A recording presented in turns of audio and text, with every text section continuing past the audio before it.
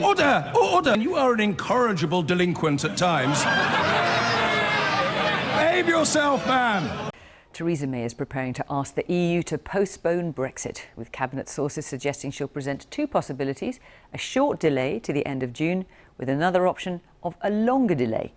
But the EU's chief Brexit negotiator, Michel Barnier, says the UK will need to be clear about why it wants an extension, and any delay will have to be agreed by EU leaders. They will meet Mrs May at a summit in Brussels on Thursday. Here's our political editor, Laura Koonsberg. Hello, Mr. Coffey. We're fine, thank you. Coffee? Tea? Something stronger might have been required in number 10 last night. How would you explain to the public what you did, Mr. Burko? Using a precedent from the 17th century? It's a very, very impressive bobble hat you're wearing there, or perhaps not a bobble hat, but a hat of sorts. Anyway, After the Speaker said yesterday the government can't have another vote on its Brexit deal right now. Careful, careful, there are cars coming along here. That wasn't at all what John Bercow wanted to talk about this morning. Lots of people are annoyed at this decision. What would you reply to that? Using a rule from the 17th century to block the possibility of another vote. And I wish you a good day. Thank you very much indeed. Thank you, sir. Traitor! Traitor! Shockingly, that's a call heard often round here these days. While in government, where there's long been simmering frustration with the Speaker, the search is on to find a way of keeping the Prime Minister's deal alive. Morning, sir. Will Brexit ever happen? Absolutely. Has the Speaker ruined your Brexit plans? Ministers were told by the Speaker they can't just keep going. Is the deal finally dead, Mr Hunt? Have another third go at getting Theresa May's compromise through the Commons unless it changes. So the Speaker's ruling yesterday raises the bar, and we need to see what is different as we approach the next vote. And clearly, if members of Parliament themselves are changing their vote, that does suggest that circumstances have changed. But the palaver over the process, what one cabinet minister said was pantomime, is not the big problem here. Are you still persuadable after yesterday's column? That is still getting enough Tories on board to back a version of the Prime Minister's deal. Many of those are holding out, like Boris Johnson, a tight-lipped today. And the Prime Minister's Northern Irish allies, who might unlock a lot of votes, aren't budging yet. We don't want to see any more uncertainty than absolutely necessary, and there is an opportunity over the next number of days for the Prime Minister to go out to Europe and say that the Speaker's ruling now makes it imperative that we have some change to the current agreement. Don't hold out for that happening, at least not fast. After a fraught cabinet meeting this morning, Theresa May's writing to her counterparts on the continent asking for a pause. After this morning's meeting, it's understood she'll say we should delay till the end of June, but with an option to go further if needs be. Downing Street says there's been no final decision, but it seems the Cabinet can't yet agree. Well, people have got different approaches to how we should do this, of course, but we're all clear that we want to get it done as soon as we possibly can. But maybe that's a forlorn hope now. What I'm trying to do is reach out all across the House for an alternative, because clearly her proposals do not enjoy a majority in the House. And whatever the Prime Minister asks for, attention. In truth, it's not up to her. It will be for the 27 leaders to assess the reason and the usefulness for an extension. EU leaders will need a concrete plan for the UK. A plan? There are plenty of them round here, but one that's sure to work and last. Don't be so sure. Laura Koonsberg, BBC News, Westminster. Well, let's talk to our Europe editor, Katya Adler, who's in Brussels for us. Katya, Thursday then is crunch time for Theresa May as far as getting agreement from EU leaders for an extension, long or short. Is she likely to get it? Well, Fiona, I think she will get an extension, but this is not going to be easy. A cacophony is how insiders describe the difference of views between EU leaders at the moment when it comes to an extension. Look, first off, they're waiting for that letter from the Prime Minister. How long does she want the extension for? And for what reasons? Because the EU has long said, in order to have a lengthier delay to Brexit, they say there have to be significant political reasons. So a general election or a referendum, for example. And right now, Fiona, there is so little trust in the Prime Minister here in the EU that there are EU leaders who also say they want to see proof from Parliament that they would support a longer extension before they in the EU sign up to it. There's also a lot of grumpiness amongst EU leaders at the Brexit process, confusion about what's going on in Westminster, and irritation that MPs seem to be inward looking in the EU view, that they're not taking into account the cost to the EU of a lengthier delay to Brexit.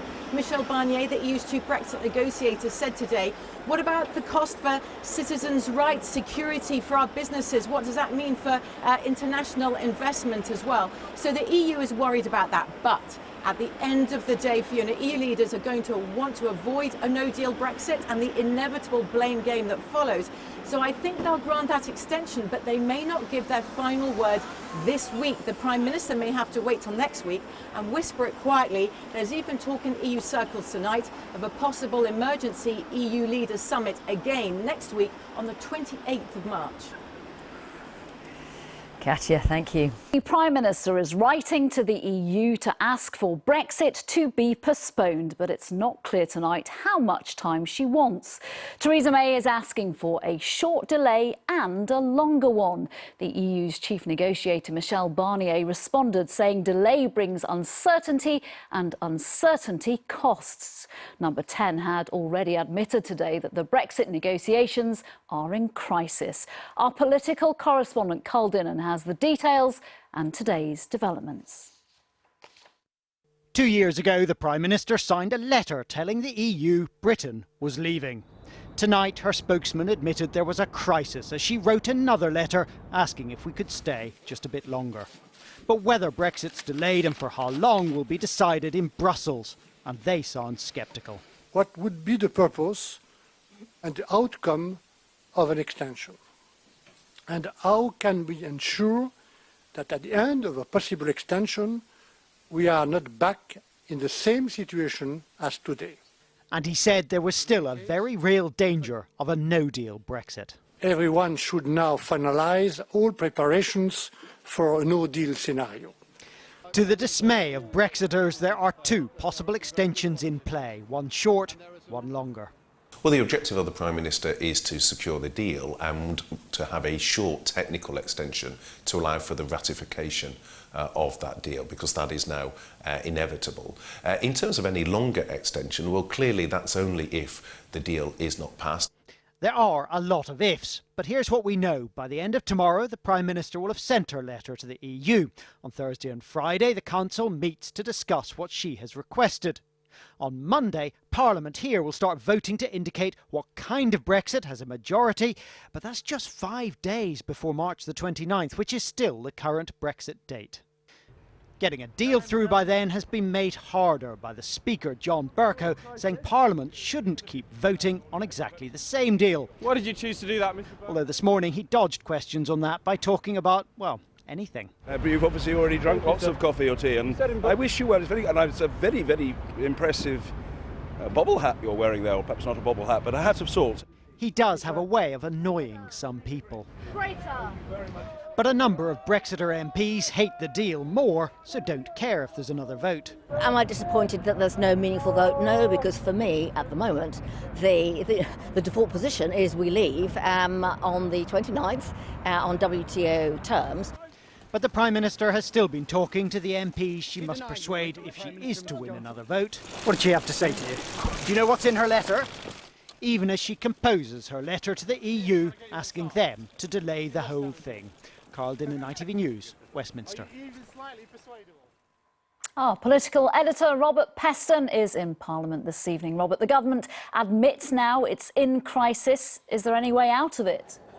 Well, we've all been focused on Parliament ruling out leaving on March the 29th without a deal.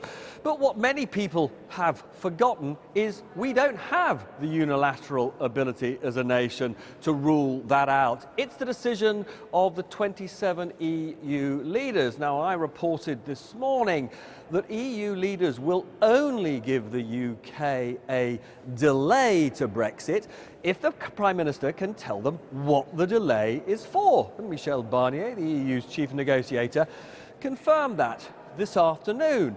Now, this, I'm afraid, caused a very significant problem for the Prime Minister. She had been planning to send a letter to the EU requesting a delay today, but now she just can't find the words. So I'm not expecting that letter to go till tomorrow. Her original plan was to say, give me two options, a short delay to the end of June in the hope that I can get my deal through, and if I can't get it through, give me a longer delay, perhaps to the end of 2020.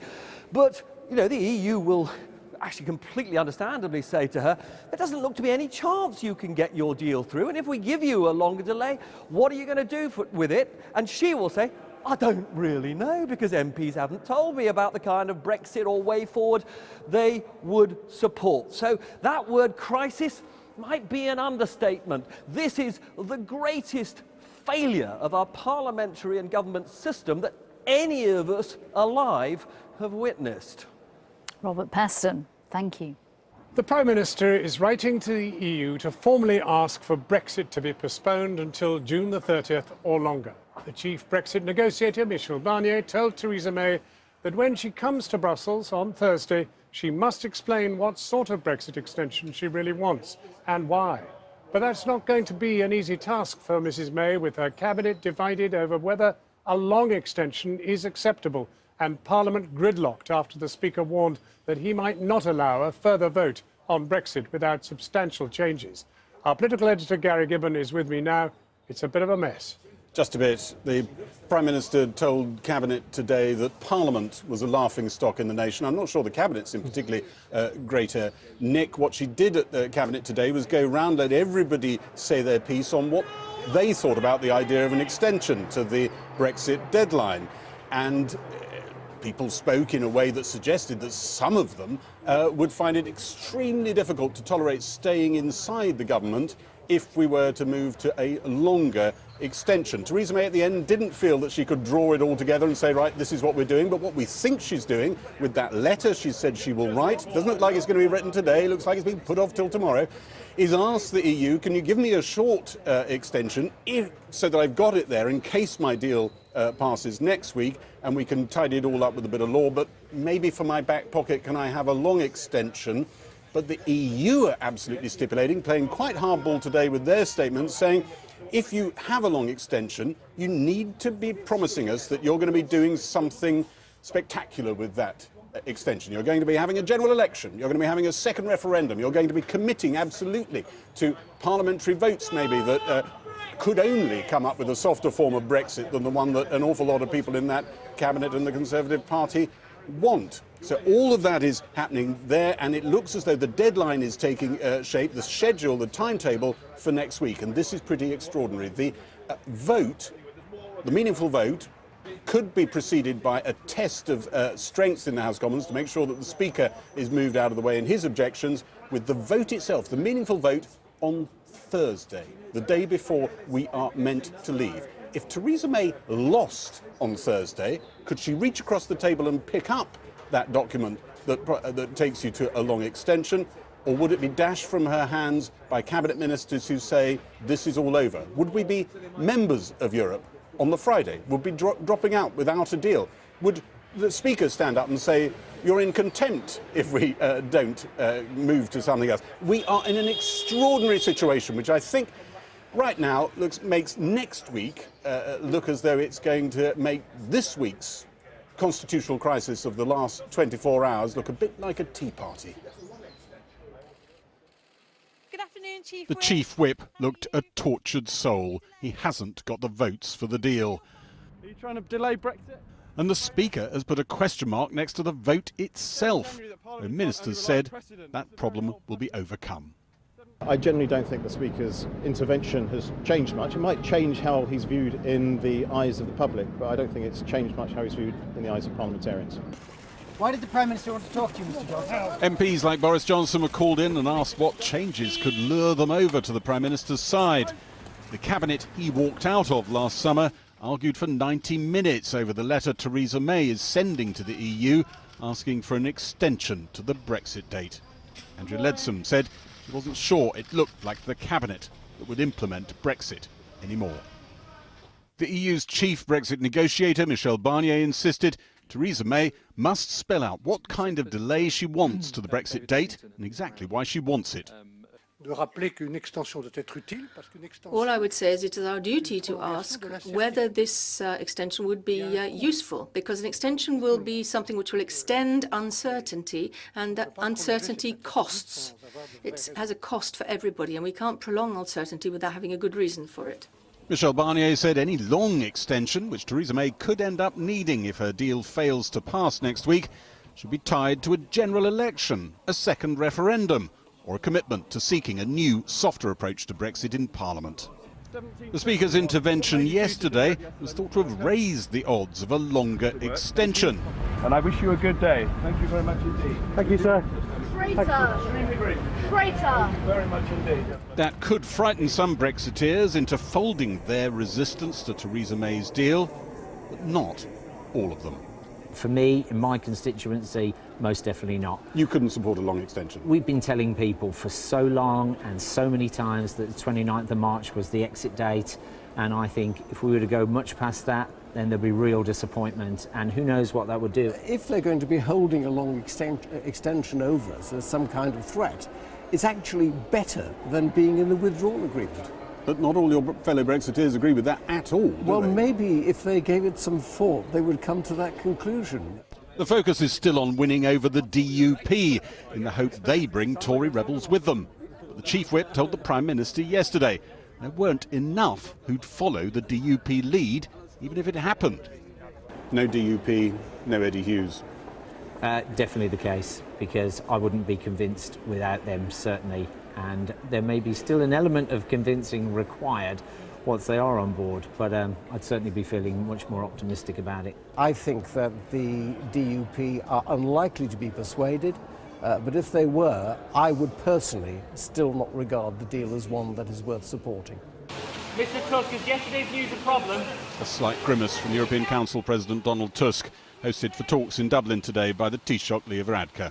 The Irish government amongst those insisting Britain must now deliver a detailed plan if it wants an extension to the Brexit date, knowing full well, as events run away from the government in London, Theresa May doesn't have a detailed plan and is living day to day. Well, we're now joined by two Conservative MPs, Nicky Morgan and Dominic Grieve. Let me just start with you, Dominic Grieve. Forgive me for a moment, it's rude, but there it is. Place this. What is happening to this country? This is the country's destiny at stake.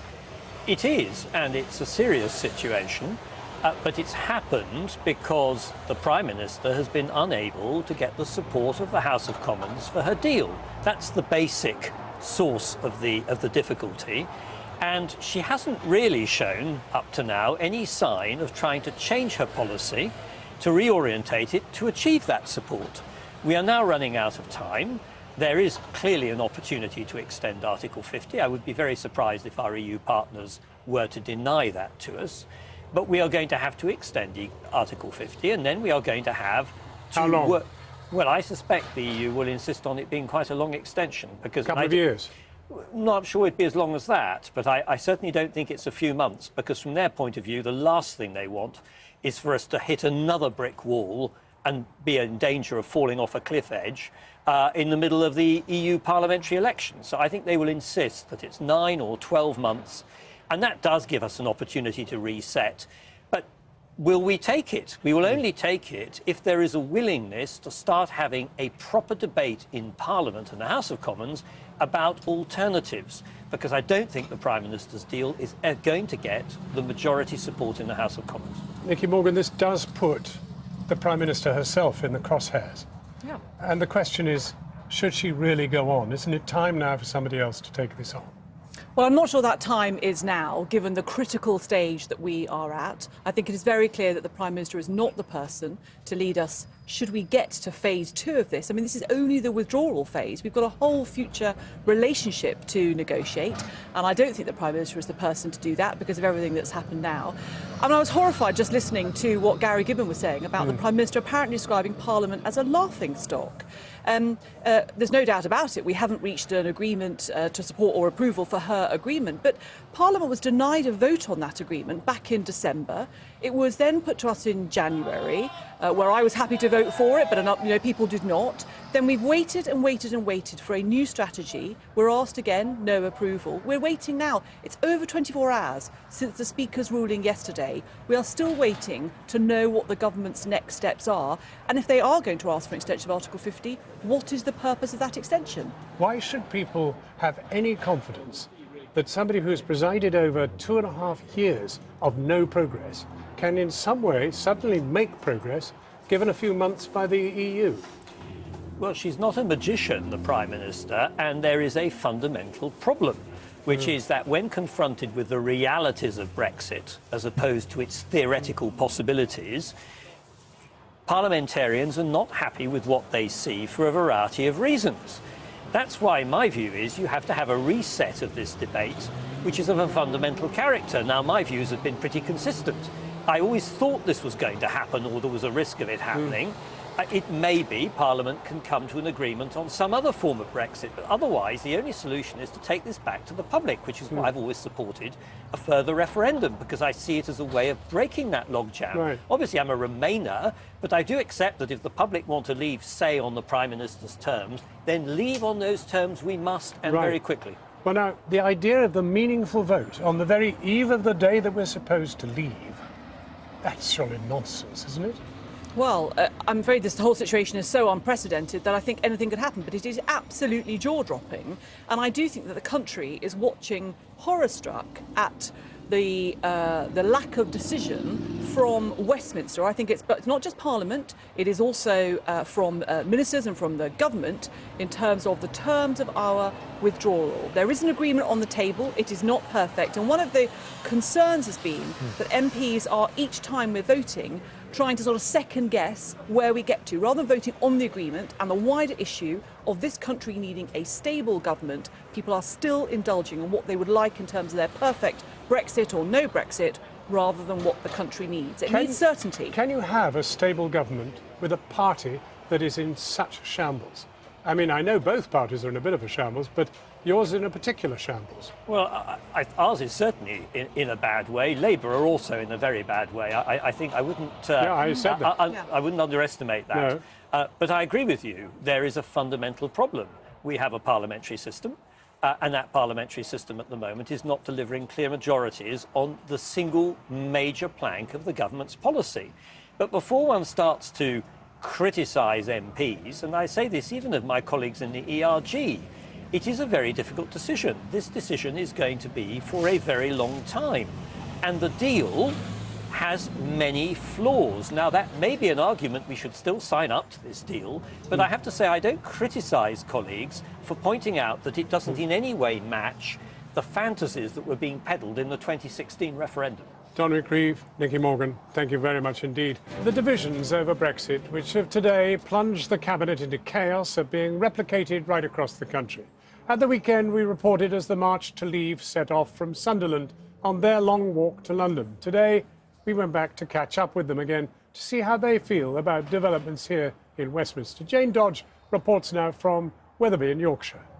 You Remainers, I think you've all got Alzheimer's or something. You must have. It's not just MPs who are losing it over Brexit. Welcome to Wetherby in Yorkshire. It may be 200 miles from Westminster, but it's just as divided. Who runs the EU? I'll tell you who runs the EU. Democratically. They're equivalent of the Politburo. Brexiteers and Remainers had come to see the March to Leave. It was the biggest turnout ever by the electorate.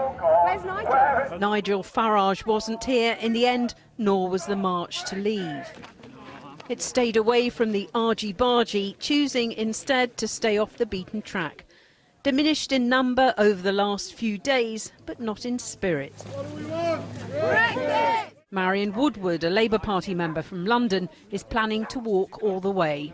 Are you any more optimistic after John Bercow's intervention yesterday that you will get Brexit and you'll get it on the 29th? Well, what I hear people say, it is the law of the land at the moment. The only law in place is that we leave. So this is just all these shenanigans that are going on. Do you know, I haven't given up on Theresa May, actually, because if we leave on the 29th, she's got a legacy. If we don't, she's rubbish. With the whiff now stronger than ever of a delay to Brexit, you'd have thought shouts of betrayal would be deafening. Not a bit of it. Delay, it seems, is a better option than the current deal. I think it's to the detriment of leaving on the 29th, without a shadow of a doubt, because that's what we should do. That's what the referendum result dictated. Yeah. But if we have to fight on, we're in a stronger position through an extension than we are being locked into a prisoner of the European Union, which is what Theresa May's deal is. Unlike Wetherby, Knaresborough was en route. Neighbours Janet and Peter, a microcosm of the divided nation. She voted to remain, he backed Brexit. What's your reaction to John Bercow's intervention yesterday? Marvellous. Why? Because I think that Theresa May has twice gone to Parliament, twice have thrown her out. Why should she be allowed to keep going back? We only got one vote. Now, if she's allowed to go umpteen times, where's the fairness in that? I do understand you can't just keep going back and back with the same old, hoping that people are going to change their minds. I mean, she ought to be making some concessions and trying to do something about bringing something new to the table to try and renegotiate and then come back with a new deal that hopefully people can agree on. Agreement here at least. No sign of that, though, in Wetherby. It's a corrupt referendum based on lies. It seems the longer the political uncertainty continues, You are causing destruction. the angrier people get. Now, as this programme reported earlier, the meaningful vote, 3, could come as late as next Thursday, just a day before we're due to leave the European Union. To discuss this and the political chaos that's prevailing, I'm joined now by Zoe Williams of The Guardian and Fraser Nelson of The Spectator. Zoe Williams, I mean, is it possible? Can you have the meaningful vote and then leave the next day? I mean, how could you possibly say this can't be done when everything has been done in a way that you wouldn't ever imagine it to be done? It is disgraceful politics. I think it will bring more people out on the march on the 23rd because it's so obviously manipulative and it's so obviously running down the clock. But I can't say I would find it surprising. Fraser? It's very plausible. I mean, a world of nightmares. This is Theresa May's dream scenario. If she does have the vote next Thursday, then everybody, Labour MPs, would know either they're voting for her deal or they're voting for no deal. Now, that's a different question to whether you like her deal or not. The question is whether you actually would actively prefer no deal. If it does get to that crunch point, she'll be calling the bluff of everybody in Parliament. You get a lot of Labour MPs who have gone on record saying that no deal will be the worst possible thing for their constituents. They would have to vote for Theresa May's deal, because if it didn't, no deal would be the automatic alternative. Actually, I don't quite agree with that. Even if she pushes it to Thursday, if the Kyle Wilson amendment gets called before it, and this is the amendment that says we'll vote for your deal so long as the people get a ratification referendum on the deal, if that gets called and that passes, then that does open up a world in which her deal has passed and a referendum is happening. Sure. I mean, look, her deal can be passed. I think I cannot see any circumstance where no deal would happen, because that is the last analysis. You say it's my deal or no deal, and I think we all know that the Commons would vote if that were to happen for her deal. There might be with the strings that you attach. They might say on the condition of a second referendum. That is a big old string, though, isn't it, Fraser? But quite a few Brexiteers would take that because they don't really think that another referendum would overturn the results. The polls don't suggest that would. Sure, they're not wild about it, but they don't think that would endanger the project. Well, no, actually, there's now a new factor in play, and that is we knew Parliament was in a shambles. Yeah. We didn't know the Cabinet had fallen to pieces. Oh. Did we not? Did we not? OK. No, the Cabinet has fallen to pieces. There are now, you get the Chief Whip is storming out of meetings, referring to the Business Secretary as a liar. And you're getting, because there is no real Prime Minister, nobody really holding discipline there. They all blame each other, they all feel betrayed and outmanoeuvred by each other. Things are falling apart over there, and the Cabinet is one of many things that are falling apart. So how long has she got? What, in terms of being Prime Minister? Yeah. Well, that depends, right? OK, so say she negotiates a 3-month extension with the EU. I actually don't rate her chances of getting that, but say she got that, she'd have to stay for that, because there's no point getting an extension of that shorter time and then blowing all the time on a leadership election. Say she got a 2-year extension with the EU, then she'd have to leave because she'd have basically messed up everything, right? Say she got her amendment through with the Carl Wilson amendment, so she got her own withdrawal agreement through, but she then had to have a referendum. I do not think she would stay to fight that referendum. That sort of suggests that the whip hand is with her in a funny sort of way. But to be honest, won't Europe say 2 years or bust, mate? Because with that, there's a good chance something else might happen.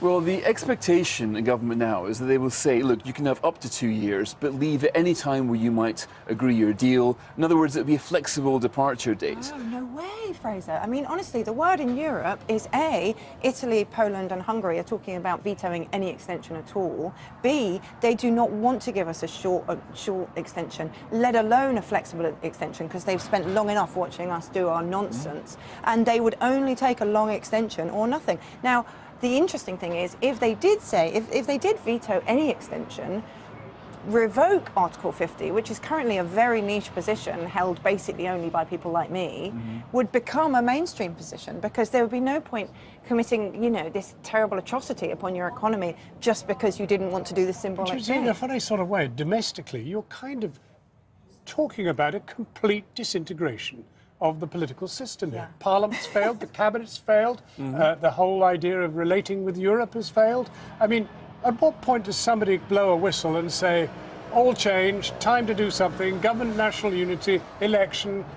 Well, if there is no Brexit, there will be a massive democratic backlash against that, and you will enter really murky political waters. But I don't think it will come to that. Don't you think people are just totally fed up? Well, look, the 52% who voted for Brexit and are told they couldn't get it by Parliament, they will be fed up in a way that we can't imagine. I don't think that Parliament. What about the 48% who didn't? We talk about this 52%, A, like they're 98%, like they're the majority or something, and B, well, no, we talk about it as though it's overwhelming. It's not overwhelming. It's a sliver of people, a lot of whom have changed their mind. Thank you both very warmly for coming, Zoe Williams and Fraser Nelson. Replicating, I think, some of the disagreement that's here in Westminster. Now it all rests on a letter and the response to it. Theresa May will be requesting an extension to delay the date we leave the EU. That much is clear. What we don't know is if she'll ask for it to be long or short, or what reason she will have to provide for it. Today, EU Chief Negotiator Barnier made it clear that the 27 member states of the EU would only sign off her request for an extension if there was a clear purpose behind it. If there was, in other words, a plan. So this evening, we will do our best to understand what that plan might be. We have a close colleague and former de facto deputy Damien Green, and we'll hear directly from the EU. Before that, though, our political editor Nick Watt is here with, I understand, Nick, some breaking news. Yes, it was a truly dreadful cabinet meeting today, and Brexit cabinet ministers were so alarmed by the Prime Minister's approach to the Article 50 extension request that they met this evening in the House of Commons. They're known as the Pizza Club Group, and they were really concerned. I'm hearing that they had residual concerns after the Prime Minister failed to say definitively, would she go for a short extension? Would she go for a long extension? I'm told that the Prime Minister gave a flavour of her thinking, but no actual decision. Now, they're not talking about an ultimatum to the Prime Minister, but they're certainly saying that they need to make clear to her what the next steps are that she should take. And if the Prime Minister were to go for a long extension, then it's pretty clear she'd have some vacant slots in her cabinet. Critical to this, of course, is what the EU has been saying today. Yes, well, the EU's chief Brexit negotiator, Michel Barnier, he has been speaking today. EU leaders will need a concrete plan for the UK in order to be able to make an informed decision. And key questions will be: does an extension increase the chances for the ratification of the withdrawal agreement? Will the UK request an extension because it wants a bit more time to rework the political declaration? Well, Michel Barnier then went on and said the UK's got to make a choice. Do you want a short extension or do you want a long extension? You cannot have both. Now, I understand from sources in Whitehall close to the talks, from sources in the Cabinet and indeed from sources in Brussels, that opinion is hardening in the EU against a long extension to Article 50. There's now talk that May the 22nd will be the definitive exit date with no extension, because after that is obviously the European parliamentary elections. Now, there is a feeling that the Prime Minister, they're doing this because the Prime Minister will simply not allow a credible process for Parliament to decide on alternatives. There's a feeling I'm hearing in Brussels that the British political system is just simply broken, and if they were to do a long extension, they could lose control of the process. Important to say, though, that's the thinking now. But once the 27 EU leaders around the table at that Brussels summit, the atmosphere could very much change. But the Prime Minister could well find that maybe this could help her, because if this does happen, then the choice will be her deal or no deal. So as of tonight, what you're hearing is there is no chance for a long extension. That is the thinking at the moment, that opinion in the EU is absolutely hardening against it. They're looking at the UK, and they're also thinking, if the UK stays in for another 2 years, what happens in the budget negotiations? What happens in the European parliamentary elections? But let's see what happens when they meet around the table.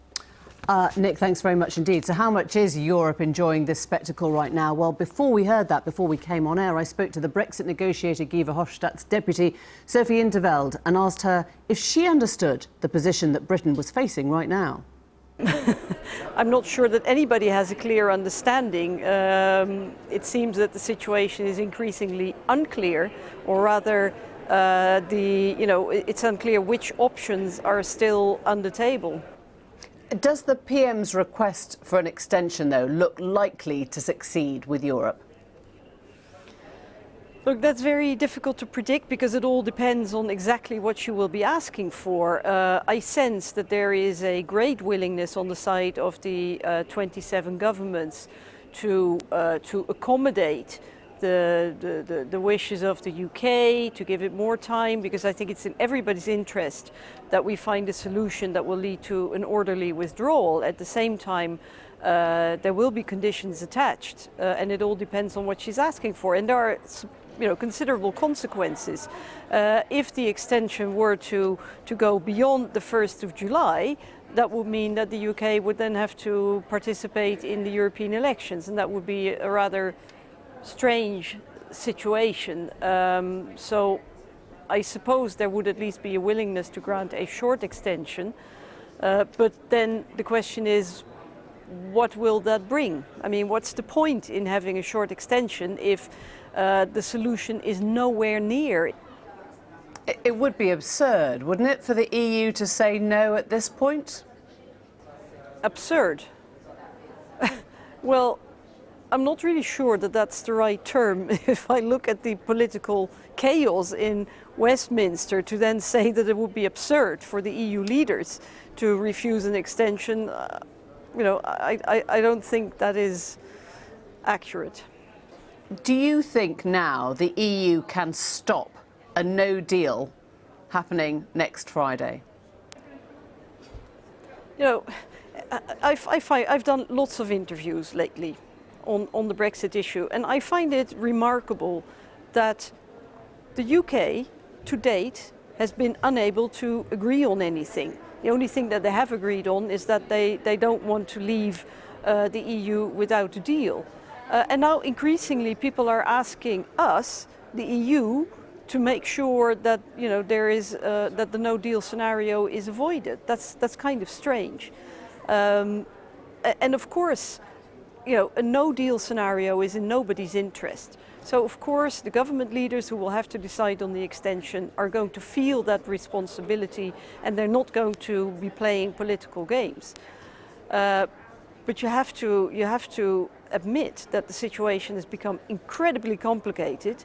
I also think that people over here, they're beginning to get the feeling that at some point, the UK has voted, or the majority of the Brits have voted to leave the European Union.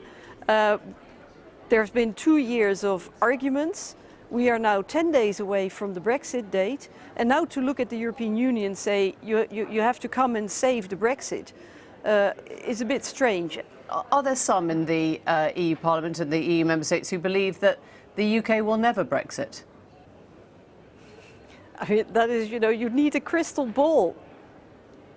I don't know. Some people may think, it's like in the morning you hear the news and you think, oh, maybe Brexit is not going to happen, and then you hear the next piece of news, you say, oh, well, maybe they will leave on the 29th. Who's to say? Nobody knows anymore, and it's that kind of uncertainty and that total lack of clarity. I mean, we're talking about a possible Brexit 10 days from now, and we still don't know. There may, I mean, maybe. Who's to say? Maybe Brexit will not take place. Maybe there will be a short extension. Maybe there will be a long extension. Maybe there will be the crashing out of the European Union. Nobody knows anymore. We really urgently need some clarity, because I think both in the UK and in the European Union, we need to get on with things. Sophie in 't Veld, thank you very much indeed. Well, the former First Secretary of State, Damien Green, is with us now. Have you heard this, Damien? Nick's reporting tonight that Brussels is ruling out a long extension because they simply don't see the point. Well, as I understand the European position is that they'll only grant an extension if there's a reason for it. That's the short one, but they're now ruling out the long one because they can't imagine her being transigent enough to get anything done. Well, I mean, the answer is we don't know until I mean, as I understand it, the letter hasn't been sent yet, so it's a bit difficult to respond to a response. Sure. To a letter that hasn't been written yet. I think personally, for what it's worth, that a short extension would be much better. I moved an amendment in the House of Commons last week that suggested May the 22nd as an extension, and most of the people who voted for that were actually quite hardline Brexiters. So, that is clearly something that a lot of people would get behind, and the ideal solution clearly would be to have a deal. Clearly, we would need time to pass the legislation, so that would be the point of having an extension till May the 22nd. We wouldn't have to have European elections, and I think almost the one thing that would unite the entire country is that we don't want European elections. It's just interesting, isn't it, that if opinion is hardening in Europe amongst negotiators, they are saying it's because she's incapable of change. Do you agree with that? No, I think that's bad analysis. I think the truth is that Parliament cannot yet agree on anything. It can agree what it doesn't want. It's ruled out a second referendum. We don't know that, to be really honest, because she hasn't allowed any indicative votes, any indication of what Parliament might agree on. She hasn't taken that to Parliament. She's just taken her deal. That's all. People had the chance to put amendments down to do all these various ideas of Norway or Common Market 2 or things like that, and haven't taken them. And the People's Vote campaign actually voted against a People's Vote. And there's all sorts of odd things happening. But I think it's been very hard, to be fair, to understand what Parliament wants, because she has consistently said, my deal is the best deal and the only deal, or you get no deal, or you get no Brexit. She hasn't allowed for any compromise. You heard what Sophie in 't Veld said there. They missed an opportunity to have a cross-party compromise, something that most of Parliament could agree on. That's what Europe thinks. Well, yes, but there is no evidence that there is a cross-party compromise on offer. People have had the chance to put them forward. She gave people 48 hours. When her first meaningful vote failed drastically, she invited people in to say what they wanted. She listened to them for 48 hours, and that was it. There was no chance. I'm making a different point, which is that we have had several iterations of this, and every motion has been amendable, so people have had the chance to put down amendments. Now, the truth is, we are now very, very close to the wire, and it is possible, and it seems to be hugely desirable, that an adaptation of the current deal that would, for example, get the DUP on board would probably get quite a lot of both my Conservative colleagues and some Labour colleagues on board as well. You know as well as I do that the DUP is still deciding. The ERG is waiting for the DUP, and the ERG have their own whip, which has nothing to do with the Prime Minister or with the rest of the Conservative Party. So how on earth do you see who's going to make up their mind and get jump? She doesn't know that. Can I ask you to rule something out, which is that we've heard rumours she might delay that meaningful vote 3 until a week on Thursday, Brexit Eve? I can't rule anything. I'm not in the government. I don't know. You must have spoken to her. What the government's plans are, and I suspect, in all common sense that whatever the plans are tonight, they will be quite fluid. This is a fast-moving situation. She could hold that vote a week on Thursday. Well, I don't know, and I've read the reports like everyone else, but I don't know. I certainly haven't got the authority or the wherewithal to rule anything out. Come with me on this one, though. That would be a desperately low moment for the government, wouldn't it? I mean, that would be about as low as you can go to get through a deal. I mean, I think oddly enough, the odd day here or there. I mean, there isn't an odd day here or there. That's Brexit as long Eve. as it's before March 29th. If I right. finish before March 29th, then it doesn't matter that much. We are clearly absolutely up against the wire. This is a proper parliamentary crisis, and it's the whole political class that has to look at itself and say, are we going to get 100% of what we want? No, nobody's going to do that. So it is very important that everyone in Parliament says, what is the minimum that I can accept, and try and assemble a majority around that, because it will be a huge failure of Parliament if we end up with chaos after March the 29th. She is the one who has consistently talked about that date, March the 29th. She's consistently stuck to it, and she's only stuck to it on her own terms of her own deal. So it seems a bit rich to start blaming Parliament, who is trying to find a way through this. Well, just tell me what she's going to put in that letter tomorrow morning. What's she going to ask for? What's she going to say is the plan? Well, I don't know, but I think what the letter will say is, can we have an extension maybe till May the 22nd? It was interesting that date came up, so that I can have another go at getting a deal through Parliament, and we would then need a few weeks to pass the legislation. I don't know what you heard from Barnier, but another go doesn't sound like a plan. Another go. This is the Prime Minister who's had the worst ever deal, the worst ever defeat in Parliament, the fourth worst ever defeat in Parliament, saying, can I have another go? Is that your plan now? Well, it's more than that. It's with a deal. We know what the DUP's objections are. We know what some of the ERG's objections are. We know what some of the Labour MPs' Of course, and none of those objections are going to go away overnight, because nothing is changing, as the Speaker made clear. They won't go away, but they can be met. And that requires flexibility on all sides. It requires a bit of flexibility on the government side. It requires a bit of flexibility on the European side as well. But now is the point, precisely because we're up against the wire, where everyone on all sides, surely, What's nobody her compromise wants no going deal. to be then? Where is she going to show that flexibility? Because you've heard from Europe. I mean, not only are they not going to show flexibility on the withdrawal agreement, they might not show flexibility on the extension if it comes down to it. They've got all the cards tonight. But of course they're saying that. But they know. I mean, Sophie in 't Veld was right when she said nobody in Europe wants no deal. So if you want a deal, then you have to take decisions that make that deal possible. And from the European side, you need to do things that will allow Parliament, a majority in Parliament, actually to come together and vote for a deal. And if you do that, then we can all, thank God, get over this hurdle that we've been jibbing at for the last 6 months. Damien Green, thank you very much for coming in. So away from practicalities, and if one is granted, does any extension, make Brexit seem less likely to happen, or does it just leave the same old questions a little further away? I spoke to the former Prime Minister, Tony Blair, who's long advocated a second referendum on Brexit. Does he have any sense of what happens next? We're obviously going to have an extension of time to the Article 50 process, which is completely sensible, by the way. But the question is, what do we use that time for? And what we should use it for is to come to a clear set of decisions about Brexit, which we've avoided up to now and which we've got to do. At the moment, as things stand, legally, you'll know as a lawyer, we crash out with no deal. Yeah, but the Europeans don't want that, and to be fair to the Prime Minister, she doesn't want it. So it won't happen. I mean, a no deal is not our challenge.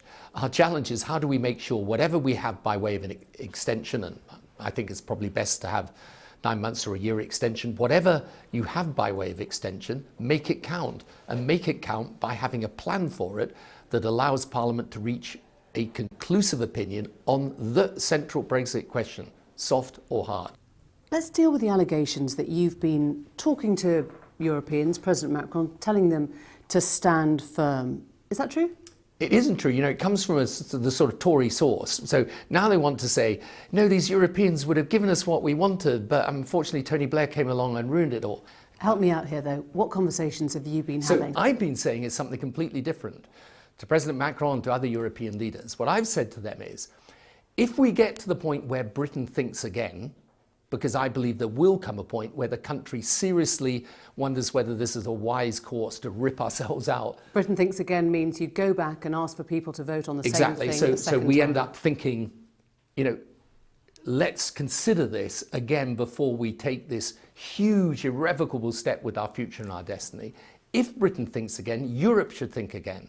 Because truthfully, the underlying issues driving Brexit are the underlying issues in European politics. And it's not just our knowledge of Brexit has undergone a transformation the last 2.5 years. European politics has undergone a transformation. So come on, unpick that for me then. Are you talking about freedom of movement? Are you talking about that ending in Europe? I think you could get an agreement from Europe that puts freedom of movement in its proper context and understands that, for example, you shouldn't have influxes of labour that then undercut the wages of local workers, things like this. All the So problems. how does that work? So it ends freedom of movement as we know it? No, it doesn't end freedom of movement. It keeps freedom of movement, but keeps it operating in a way that's fair and just. You would concede that as things stand, freedom of movement is not fair and just then?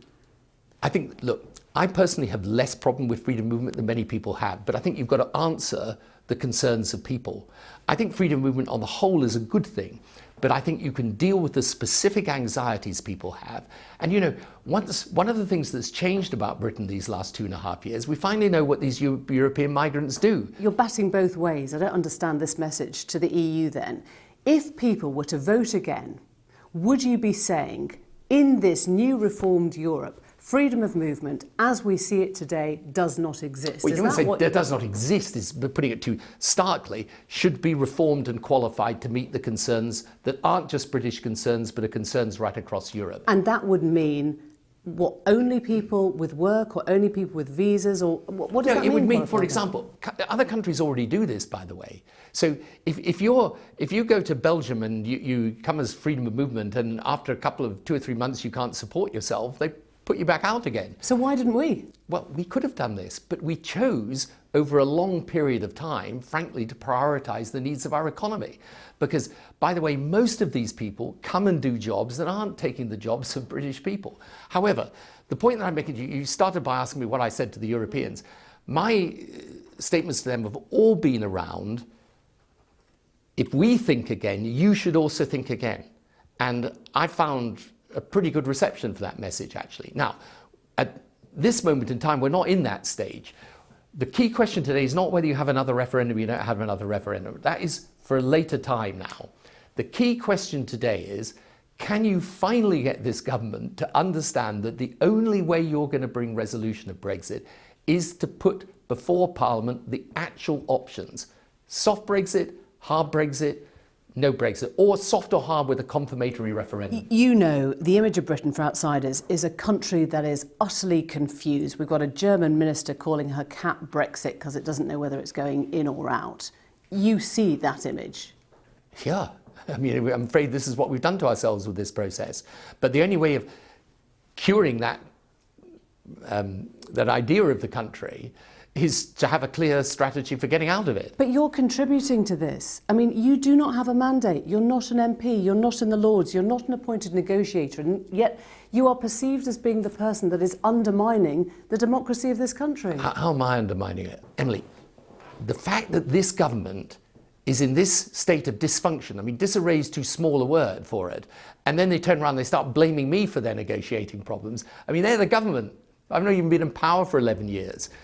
And what I'm saying, by the way, to people privately in Europe is what I'm saying publicly. The perception, though, as you know, aired on our programme last night, is that politicians in a broadly Remainer parliament look on the public with pity, as if they've just made the wrong choice, and it is their job to help them correct that choice. Yeah, I know, but you know, I'm afraid this is, honestly, it's the problem with modern politics, is that we got into this situation where people say to me the whole time, look, these MPs, they're a disgrace, they're just squabbling amongst themselves. They're not. They're doing their day job. They're doing what they're supposed to do.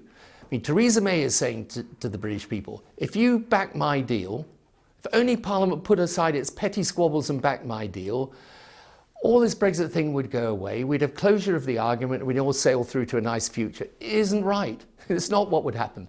Her deal resolves nothing, and what the MPs are doing is actually what they should do.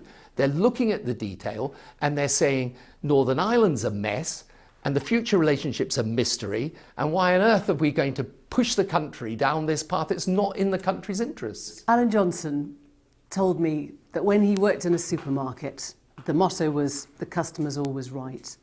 And as an MP, he takes that seriously. If the public tell you something, you act on what they've told you.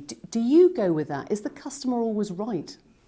You know, I think the job of an MP is a little more nuanced than that. The job of, in a situation where you're talking about, we all agree this, right? Whether you're pro-Brexit, anti-Brexit, you agree this is the most important decision since the Second World War, right? How important is that? It's going to decide the future of the whole country for a long time to come. You know, members of Parliament owe their constituents their own judgment. They shouldn't just say to them, well, tell us what you want, we'll do it. Should MPs then tell the public when they're wrong? They should be honest with the public. What they should say to them, here is what the options mean. Why are we in this place? Because Theresa May has taken this kind of extraordinary narrow view of this situation and just said, right, here is my deal. If you don't accept it, then you're basically defying the will of the people, you're being unpatriotic. Instead, what she should be saying is, okay, here is what Brexit really does mean. It can mean this if you go for a soft option, it can mean that if you go for a hard option. What do you want? But you've already said, you go back to the public and you say, these are the choices available, soft or hard. Now you've heard from the public, you know, many people who did vote leave say, we'll take no deal, actually, frankly. So do you go back to them and say, you're wrong? No, I think you go back to them and say, fine, you want no deal, but are you telling me people voted for no deal in June 2016? I don't think so. So my whole point is the moment you start explaining these options is when you will eventually get led to going back to the people. If it comes to an actual proposition and we ask them to confirm whether they really want that or not, then I think that will end up as actually quite a popular solution to this, and it's the thing that will bring closure, because that decision in the end will have to be final. We're in a mess right now. If ever there was a moment when this country needed spiritual guidance, it is probably now. I wonder whether, as a religious man, it is in your prayers now, whether you ask for help from God on this. But you're kidding me, right? No, I mean, look, you know, I've always used to say this to people, you can be as religious as you like, but, you know, the thing about praying to God is he doesn't tell you what the level of the minimum wage is. And I don't know what God's view on Brexit is, and I think it's not a sensible inquiry to have. So, no, I'm afraid this is one for the temporal and not the spiritual. We're going to have to decide what we want. One for the temporal. Tony Blair, former Prime Minister, speaking there.